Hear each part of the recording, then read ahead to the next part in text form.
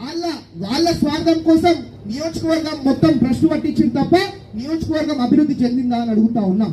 కనీసం ఆ రామ్దాస్ చౌరస్తా, ధ్యాన్చంద్ చౌరస్తా, అంబేద్కర్ చౌరస్తా కూడా అభివృద్ధి చేయలేకపోయినారు వీళ్ళు. ఇవాళ అదే మేము వచ్చిన వెంటనే 3 చౌరస్తాలను తీసుకొని బ్రహ్మాండంగా అభివృద్ధి చేసిన విధంగా మరి ఫండ్స్ తేయడానికి కూడా మరి మేము రిప్రజెంటేషన్ ఇవ్వడం జరిగింది.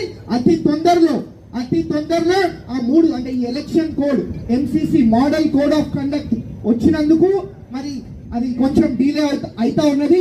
ఈ ఎలక్షన్ కోడ్ ఒకవేళ లేకపోయి ఉంటే ఇప్పటివరకే మరి అది అభివృద్ధి చేసి మరి 100 రోజుల లోపల మరి నేను చేసి చూపెట్టోడని చెప్పి మరి మీ ద్వారా మెదక్ ప్రజలకు తెలియజేసుకుంటా ఉన్నాను. అదే విధంగా నేను ఇవాళ ఒకటే మాట్లాడుతూ ఉన్నాను. మన కాంగ్రెస్ అభ్యర్థి ఒక బడుగు బలహీన వర్గాల బిడ్డ, ఒక చిన్న స్థాయి నుంచి వచ్చిన వ్యక్తి, అంటే ఎప్పుడు కూడా ప్రజలలో ఉండే వ్యక్తి. అదే ఒక BRS అభ్యర్థి గురించి